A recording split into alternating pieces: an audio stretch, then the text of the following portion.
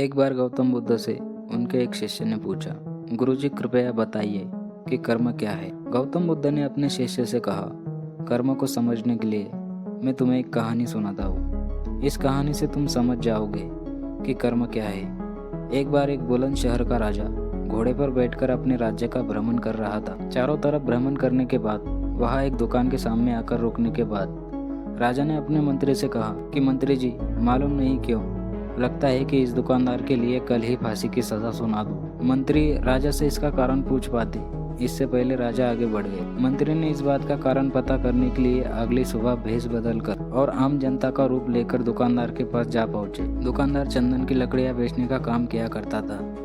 मंत्री ने दुकानदार से पूछा, तब दुकानदार ने बताया कि उसका बहुत बुरा हाल है कि कब हमारे राज्य के राजा की मृत्यु हो और उसके अर्थी में मुझे बहुत सारे चंदन की लकड़ियां खरीदी जाएगी और शायद वहां से मेरे व्यापार में बढ़ोतरी होनी शुरू हो जाएगी। मंत्री को सारी बात समझ में आ गई कि यह वही नकारात्मक विचार है जिससे राजा के मन को भी नकारात्मक किया है। मंत्री बहुत बुद्धिमान था। उसने सोचा कि मैं आपसे थोड़ी चंदन की लकड़ियां खरीदना चाहता हूँ।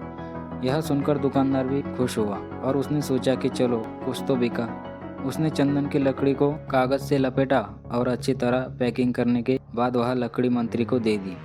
मंत्री चंदन की लकड़ियां लेकर राजा के दरबार में पहुंचा और राजा से कहा, महाराज, वह जो दुकानदार है उसने आपके लिए तोहफे के रूप में चंदन की लकड़ी भेजी है। यह सुनते ही राजा बहुत खुश हुए और मन ही मन में सोचने लगे कि मैं बेकार में उस दुकानदार के बारे में गलत बातें सोचा करता था।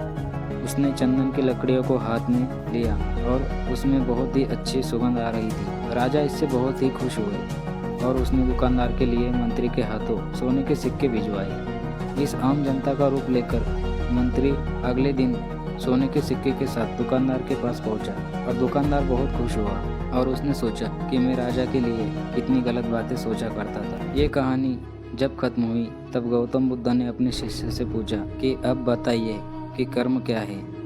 शिष्य ने उत्तर देते हुए कहा कि शब्द ही हमारे कर्म है। जो हम काम करते हैं वही हमारे कर्म है। सभी शिष्य, आपके विचार ही आपके कर्म है। अगर आपने अपने विचारों पर नियंत्रण करना सीख लिया तब आप महान बन जाते हैं। जब आप अच्छा सोचते हैं तब आपके साथ अच्छा होता है। विचार ही आपको अच्छा या बुरा बनाते हैं। कहानी अच्छी लगी हो तो वीडियो को लाइक और चैनल को सब्सक्राइब जरूर कीजिएगा।